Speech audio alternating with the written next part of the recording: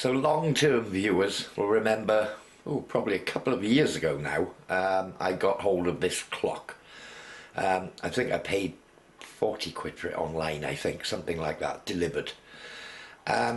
So, oh,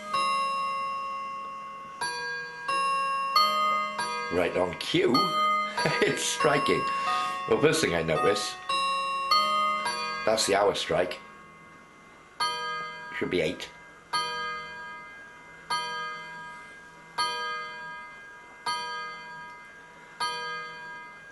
Seven, 8. Okay, so the minute hand's a bit of a sink, but yeah. So the chime part of the mechanism is working perfectly well. However, the clock, it'll run for sometimes half an hour and then stop, and sometimes it'll run for a minute and then stop. And it seems to jam out on the pendulum. The movement itself is stinking inside, so I think what we'll do, we'll spin the clock round and show you the pendulum, and we'll see if I can get it to stop, if that makes sense. There might be a bit of patience needed on my side and a bit of editing. So I've set the clock to run, started it up again, just swung the pendulum. When I start it, it seems to not want to go to the left as you look at it. If I push it a bit further to the right and let go, off it goes again. I'm suspecting, well, I know it needs a good clean. I mean, it's dry oil in there. I'm close-up look at all the pivots, and it is really sort of dried up oil, very little sign of oil, and it's just generally in a very sad state. So hopefully it won't be too long. I'll once I finish talking now, I'll cut out up until a few seconds of when it stops, but hopefully it will stop. And I'll catch it on film, so I'll leave the camera running.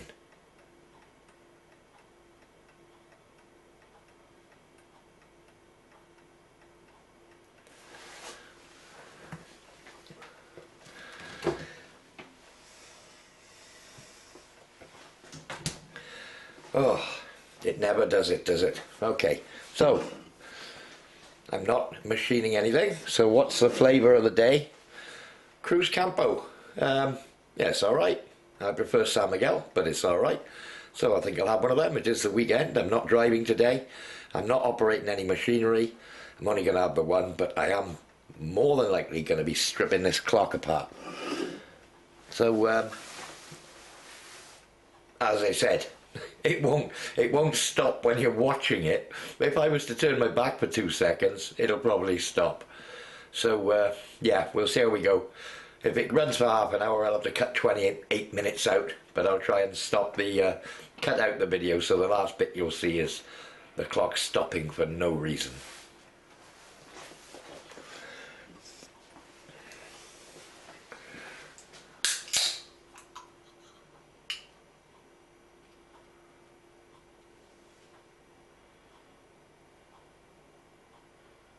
It appears, even though we've been running for 2 minutes, it's coming to a stop. Well, that's unusual. It doesn't normally do it in that way.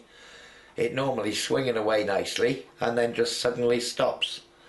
This time it's done the scenario as if it's run out of, it needs winding. Okay, I'll set it to go again and we'll see how if I can get it to do that lock again. Whoops. It's that lock, it locks to the right hand side. What you saw just then was it coming to a gradual halt. It just stopped ticking, and the pendulum stopped its motion, you know, on its own. So just yabbering away. I've seen a guy take the movement out of one of these and immerse the entire movement in you know, a bowl full of petrol, leave it soak and give it a brush off, and then leave it dry, and then spray them down with brake cleaner, and then blow it off with an airline, with reasonably good results. So I think if the clock is just dirty, that would probably work and save me an acre of time. But what would I learn from that? Well, I wouldn't learn much about clocks. So I've probably bitten off a bit more than I can chew with this one. First clock being a Westminster chime. So, you know, there's 3 mainsprings, one for the quarters, one for the clock itself, and one for the hours. So, yeah, and then all sorts of hammers and detents, and everything's got to be lined up timing-wise. So I think if I take photos of everything, watch a few more videos, I have seen somebody timing one of these up, take it all apart, put it through the ultrasonic tank. Is that still ticking? Yes, still ticking. If I put it through every component through the ultrasonic tank and then look at all the pivots to see if I got any worn holes. Oh, there, it jammed. Did you see that? It jammed. So that's jammed to the right. It didn't come to a gradual stop, it's actually locked out. So I don't know what that is. I'm thinking that it could be a bent tooth, but there's no timing to it. It's not every hour or every 40 minutes. It's random. It can do it. It can run for 30 minutes and then suddenly do it. The only way I'm going to find out is to take the movement out, give it a visual all over first, and then yeah, go from there.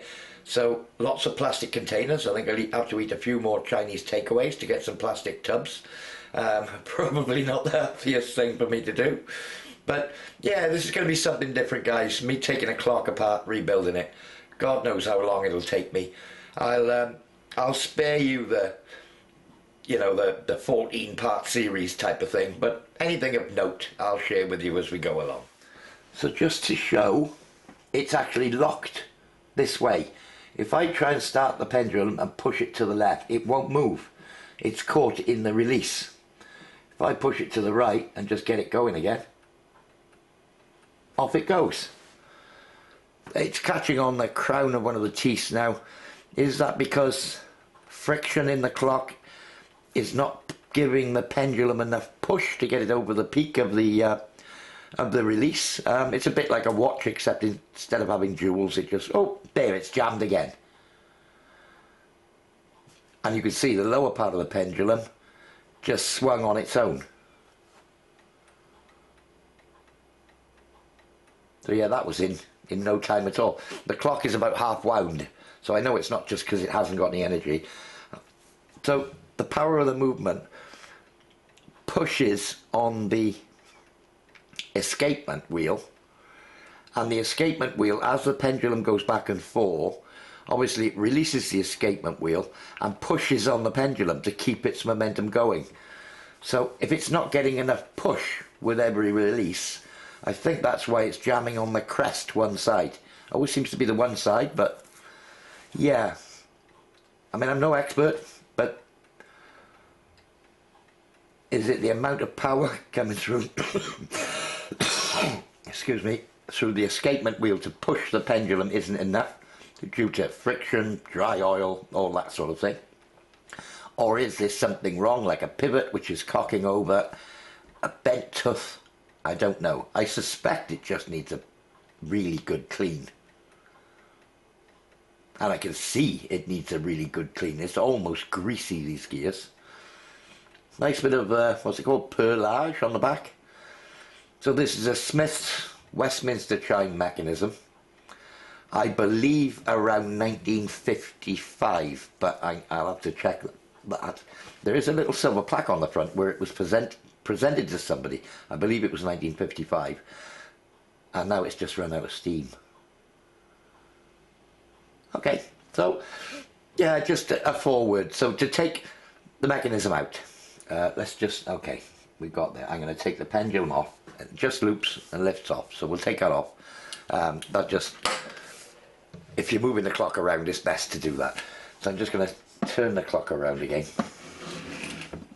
Okay, so yeah, it's a bit dirty, wants it clean. So hands off first, then I'll probably, yeah, I'll take the hands off, and probably the next thing I do after that will be take the screws out of the mechanism, and it pulls straight out the back. Obviously the hands have got to come off because they're joined to the mechanism.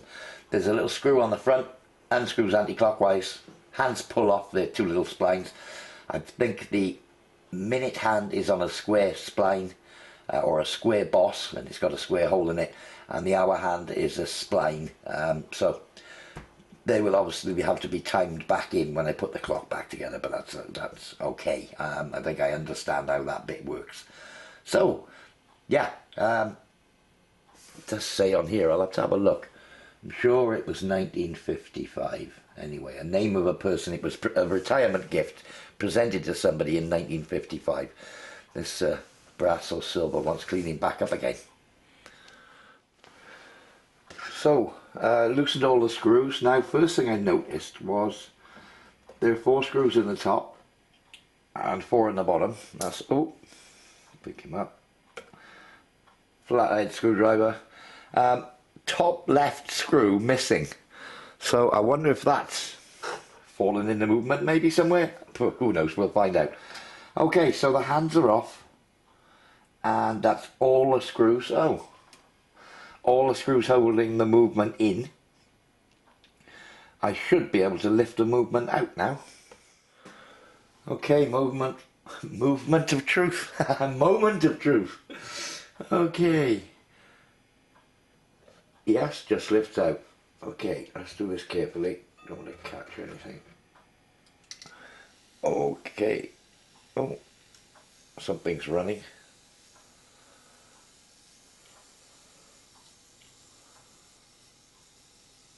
Okay, I can see this little fan running here. That's a little regulator. Let's let that do its business. Okay, right. You can stop there. Right, okay, let's put it down. Perhaps on something gentle. Okay, put it down gently. Right, I'm going to have a look inside the box and see if I can see that missing screw. It wasn't anything rattling around.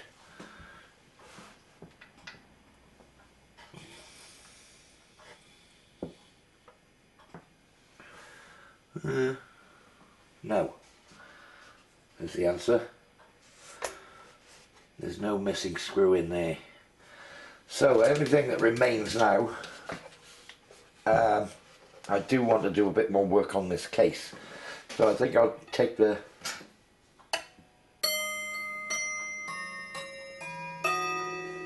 chimes out. 3 screws in from the base, all comes out as one. So let's do that. Ooh, mighty screws in from the base.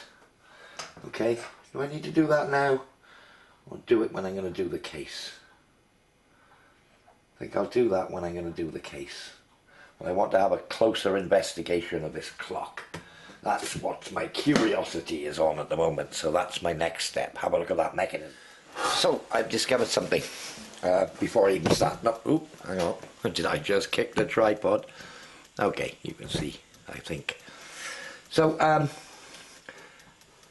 these little levers are all operated by gravity. If I push that one up, it stops rotating. Okay, this barrel here, the left barrel on the front of the clock, the left winding one, is for the hours. So I worked that one out.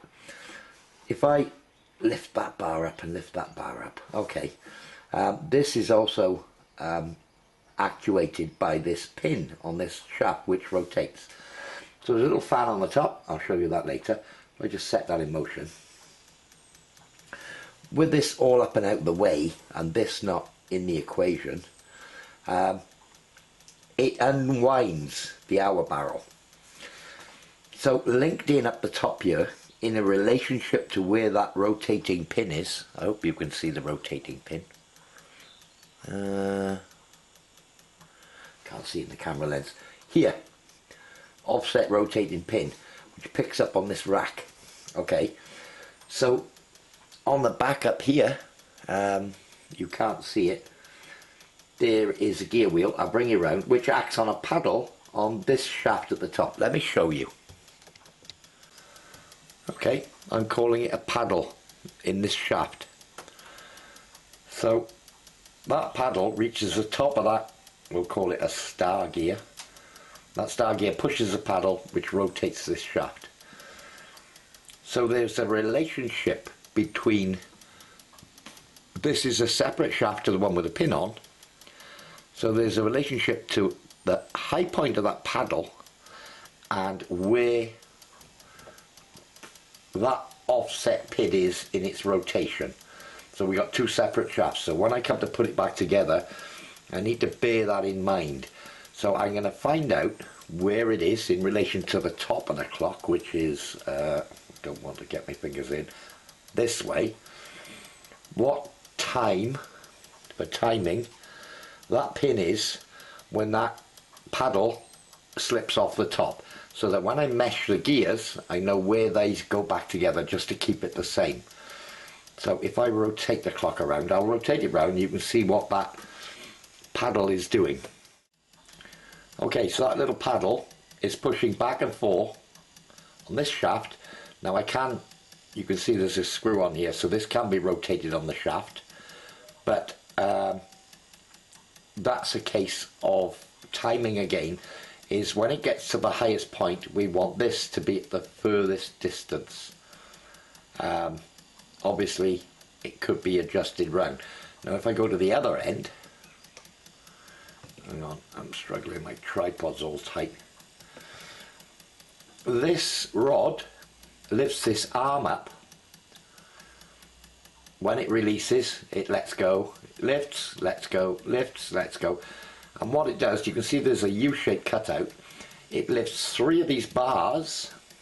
Let me see if I can push one back. These bars, you can see it lifts the bar, yeah. Which then, when that drops down, they fall and strike the gongs. So three of them strike, but obviously, is it this one here?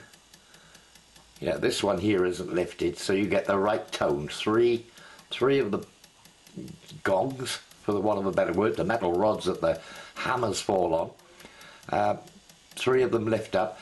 So basically the clock in this setup is striking 988 o'clock because it doesn't know where it is, because all the time it's been lifted out of the way. So what it's doing is winding down. Let's have a look. In fact, it is this barrel here. So I don't know if it's possible to see, but slowly this barrel is winding itself down. Now I could wind it down, but what this little experiment is telling me is that this mechanism is actually working okay. It's doing the hourly gong regular as clockwork. That's probably not the best turn of phrase, but it is, you know, that there's nothing wrong. It'll go all day as long as there's wind in it. It's still going, even though it's stinking dirty. But there's no problem with pivots. I've had a look at the mesh of all the gears in here, and it's all running quite nicely, although it does want a really good clean. So on that note, let's have a look. If I bring you down here and point out, can you see all the black staining in here and all in the bottom? So this is the very bottom of the clock, and this is all like really mucky, horrible oil. And then if I look at a few pivots, there's that barrel pivot for the oil.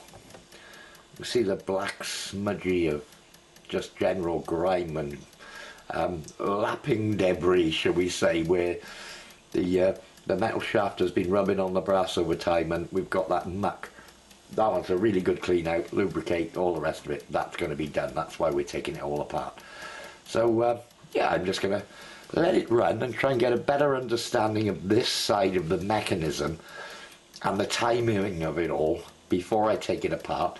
And me describing it to you is going to help me by looking back at the video as to how it goes back together. You know, when I need to time it back up again. So it's a verbal and pictorial and video record of what should work. So I'm going to take a few shots down in the mechanism down inside here as well, just to show the different shafts and where they are and what to do, and that'll be handy as well. Okay, little pointer. So there's the barrel with a spring in, got all the power in it, and this gear is turning. This shaft here, which is purely an intermediate like a gearing shaft, big gear, small gear, or pinion, even though it's a big pinion, being driven by the barrel. Okay, this one is driving this shaft, which has got that star on it, which is flicking the paddle, being driven by the mainspring by this pinion here. At the same time, we got this large gear on the same shaft, which is driving the shaft that's slightly lower down, the one with the offset pin. The shaft with the offset pin is driving another intermediary shaft here, which isn't doing anything, and that is being held back. Let me just put my finger, let me show you. Right, if you see this item here, let me slow it down. Okay, so this is a fan, for want of a better word, which is spring loaded. Let me show you. Ooh. Anyway, you can see the shape of the fan now. As it speeds up, and that's being pushed around by the trainer gears and the main, the hour spring, should we call it, the hour barrel spring, and as it speeds up, the wings of this will come out. So you can see the shape. So that is actually not doing it.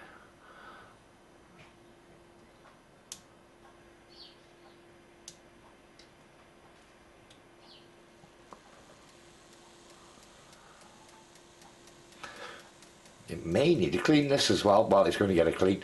So what's supposed to happen is, as it speeds up, these wings slide outwards, making a bigger surface area of the fan and regulating the speed.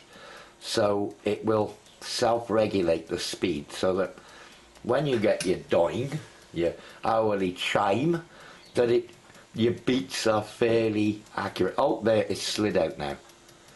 The beats are accurate, so it is slid out now, and that side is virtually parallel, so it shows how it's sticky.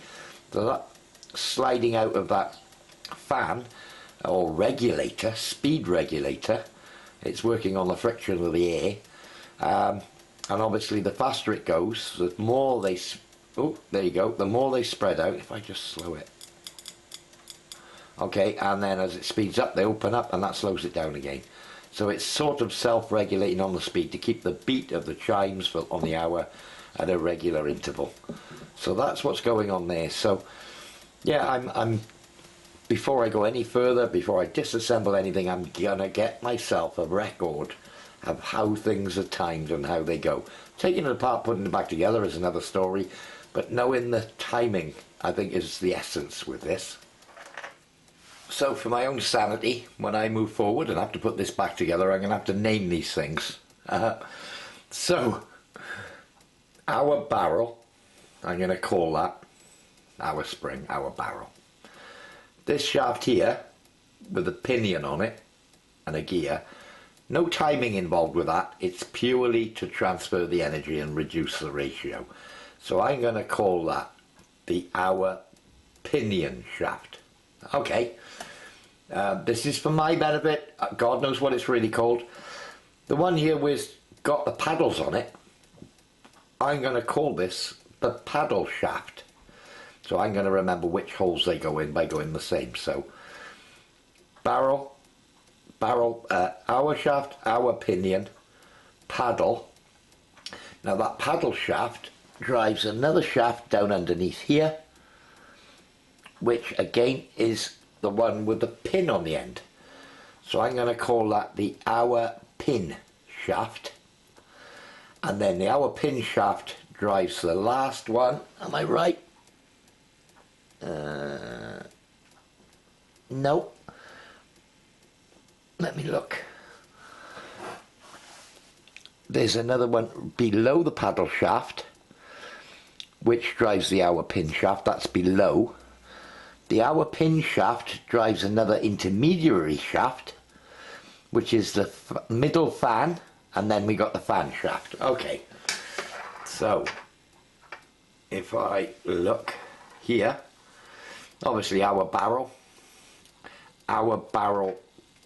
pinion, paddle shaft, pin shaft, intermediary shaft. Oh, you can't see where I'm pointing. Okay, pin shaft, it's slowing down now, intermediary shaft, and then the fan shaft tucked up under here. So when I come to put that trainer wheels back in, I recognise what they look at because I've just pointed at them and I know which holes they go in. So that's for my benefit, but totally the wrong terminology. I'm sure they've all got proper names, but that's the ones I'm going with. So I've spent an hour looking at this, just looking at it to see what the logic is.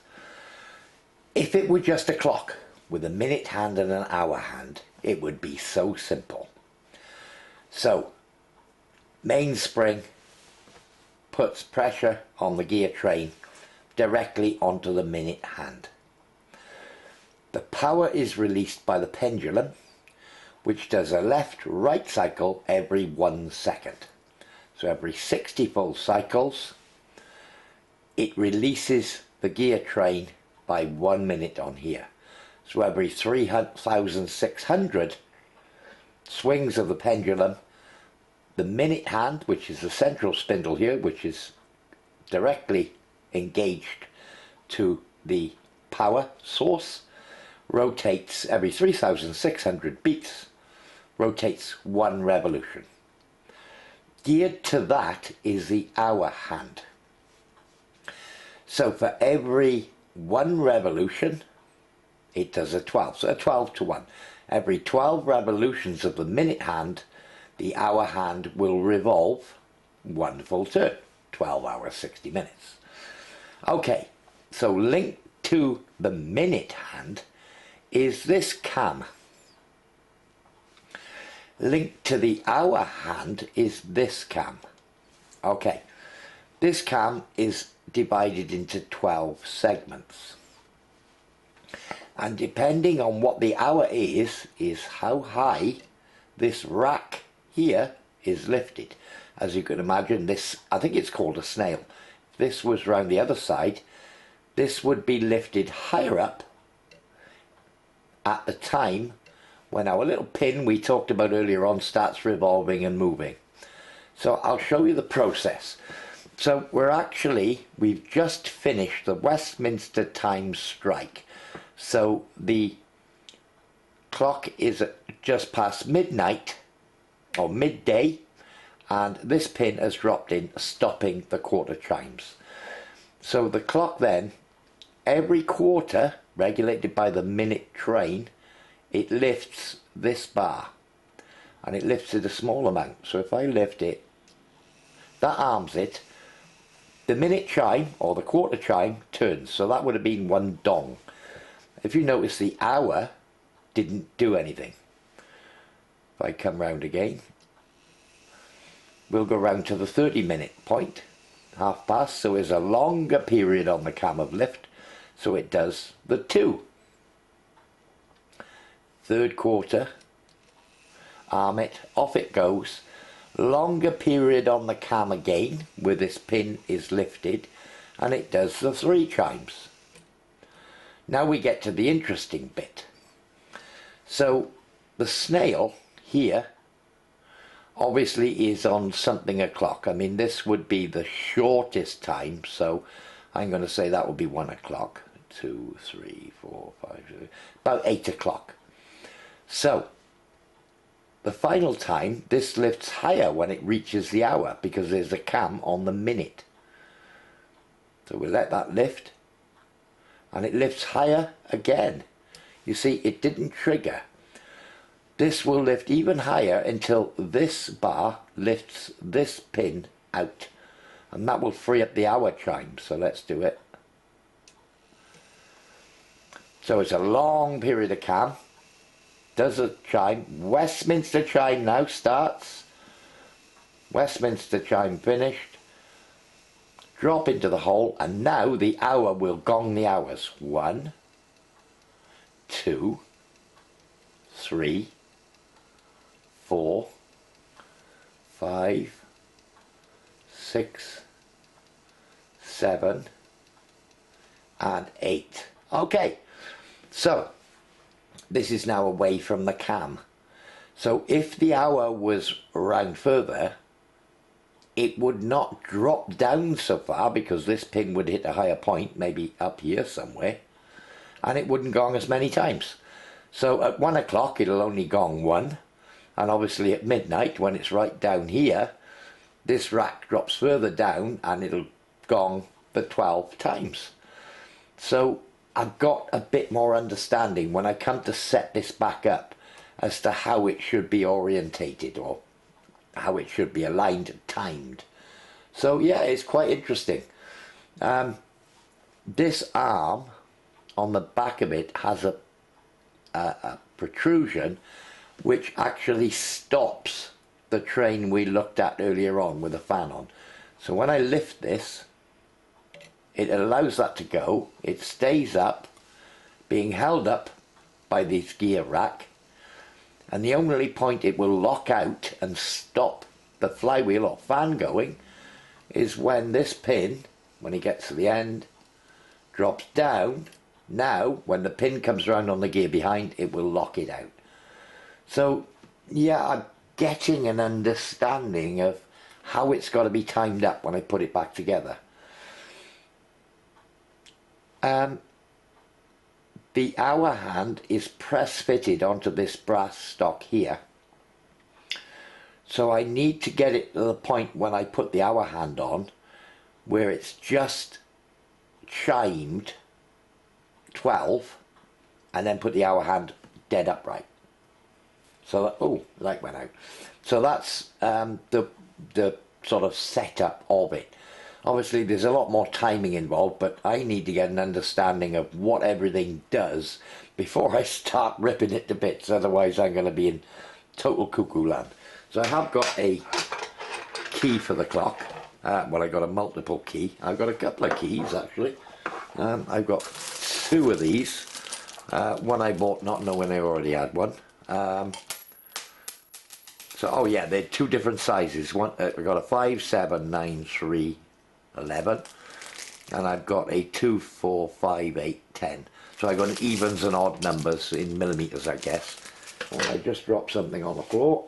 Oh yeah, when I dug out my keys, oh, randomly, he says, moving the camera, found an end mill or a slot cutter. God knows what that was doing in the box, but that'll be going back down the shed. So yeah, I'm getting an understanding of it. I'm total from scratch, never took a clock apart before. Been looking at this for a good hour to work out what's going on, how it works. And yeah, so I still don't know yet what makes this, triggers this, but I can only guess that on the minute mechanism there must be 3 small detents which lifts it a small bit, on a cam which lifts it a small bit. There must be 3 small ones and there must be 1 large one which lifts it. Let's see, I'm not going to put it over. So that does the half past.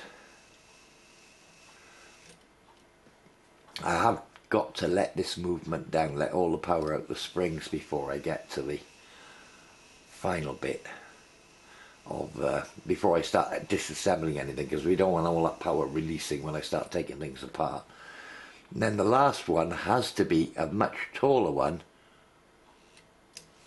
which lifts that cam up just a little bit. There it goes.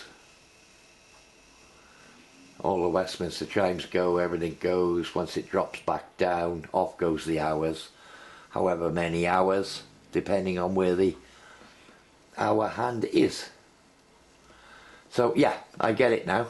Little clips and things holding these on. So I will take a note. We're running out of wind. Okay, so it stopped. Yeah, I mean, whoever designed these things was pretty darn clever. But yeah, it's cams and gears and, you know, pins and fans and pinions and springs and all sorts going on. But hey, I'm a glutton for punishment. I'm going to have a crack at this, take it to complete bits, check out all the pinions in all the holes, I don't know what this does here. There's a pin here, you see, and it doesn't seem to do anything at all. No idea. Why is it stuck out there? It doesn't seem to serve any purpose. I can see this arm is slotted, so the position of this, so this turns the chimes on and off. So when you've got the clock, on the front face of the clock, you can opt to turn the chimes off. When I turn it back on, it goes through a chime sequence. But then that's because I turn it off and I'm lifting everything up and stopping it. When I drop it back down, it's had its trigger, and then it'll go through a chime sequence. So what this arm does is basically what I was doing by lifting this up. This could be something to do with it. So the cam is on the back here on the minute shaft. I can see it now. I can see it now. That doesn't lift that high. It's probably being retained somehow. That bit does. Oh, okay. I've learned something new. This is the follower of the cam. Might even be in a hole or a ring on the minute that varies, but the trigger ring. So this bar is separate to this bar, but there's a pin there which when this moves will lift it, but this has been held back, but this is independent of it. Okay, I'm learning. This is not meant to be a tutorial, this is just me having fun. Not in the shed for a change, on my kitchen worktop. I've got you know, the change bags you get from a bank. I've got a load of these, so I'm going to be sort of trying to collect pieces together in different bags before I clean them, and I'll write on the bag, clean them individually so I know which bits are which bits, and they'll all be kept together. Trying to organise it in some shape or form, but yeah, this is a bit daunting, but if you don't try, look at the map. Look, there's greasy oil here. Look at this. What is that? You know, I don't know. It's yuck. This I saw the skeleton of or skin of a spider down the bottom there somewhere. It's dripping in horrible thick greasy oil. I've had a look around at all the pivots, the tiny pivots, and everything. They all seem alright, other than there's a bit of black, dusty, oily sort of what's almost grease coming out of them. And that should be nice clean oil. I'm going to order a little oiler and some oil. I've watched Watch Repairers, and it's always Mobius this, Mobius that. And you can buy like little Chinese pipette things and what have you, with various tips for oiling the little wells for the pinions. But I think what I'll do, I will order one of those with the various tips, you know, with the tiny tips. But I'm going to order some of that Mobius oil. Mobius is the brand, but there's a specific one which I've seen for pinions on pendulum clocks, pendulum and sprung clocks, that sort of thing. So I'll order some of that, so I've got the right oil in it anyway. Well, hopefully the right oil, but who knows? We'll live and learn. Strip it to bits, taking careful note of every component and where it goes, and then we'll go from there. I was talking about these fans earlier, and the purpose of them and the regulatory thing.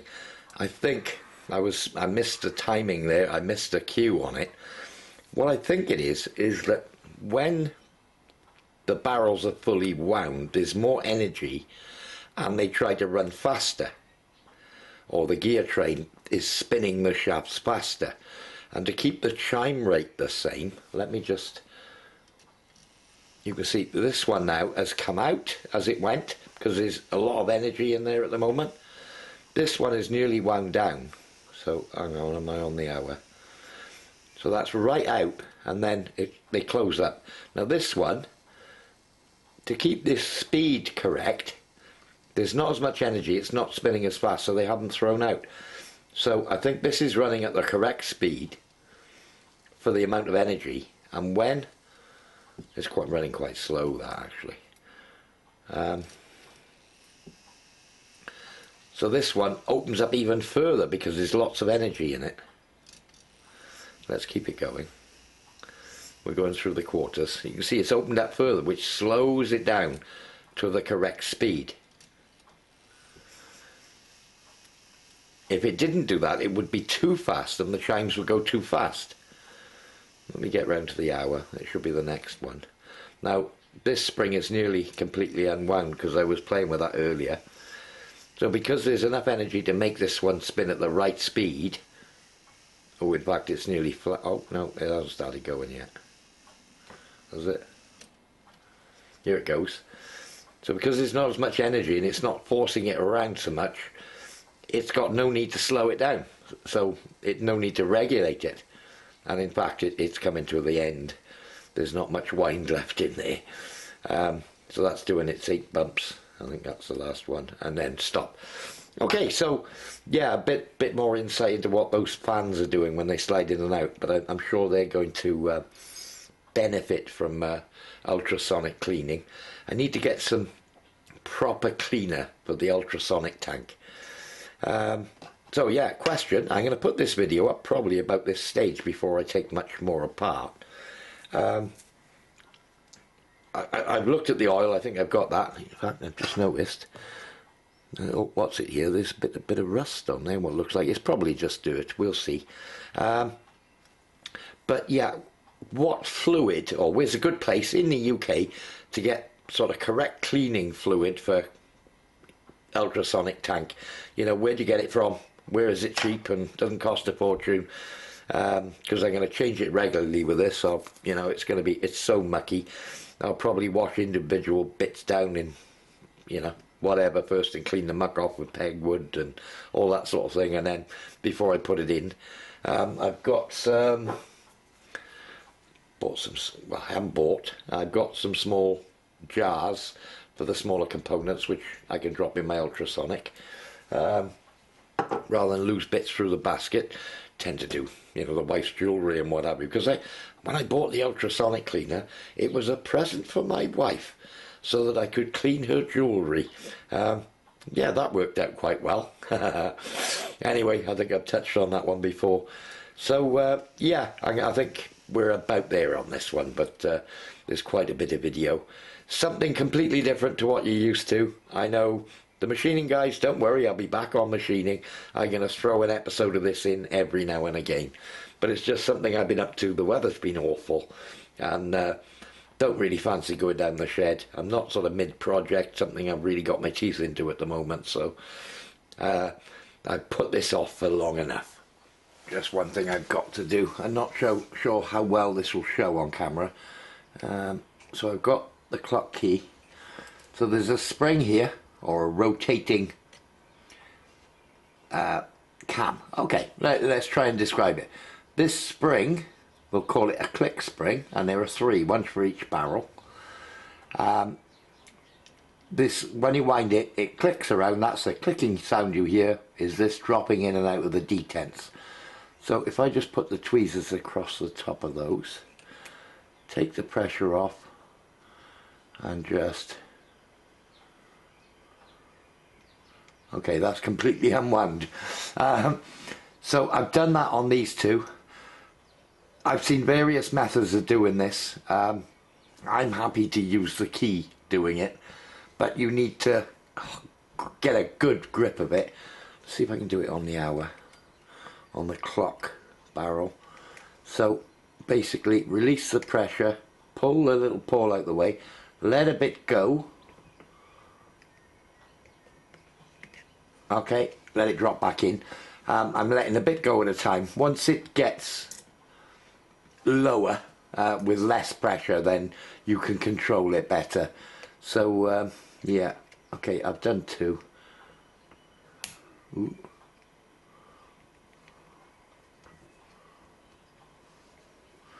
There is a lot of power in there. Okay, so don't let it whiz away on you. You know, like that.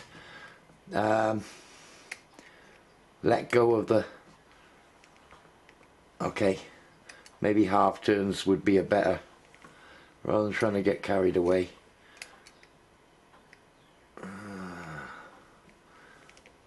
Okay, we're getting there now. Power's nearly all gone.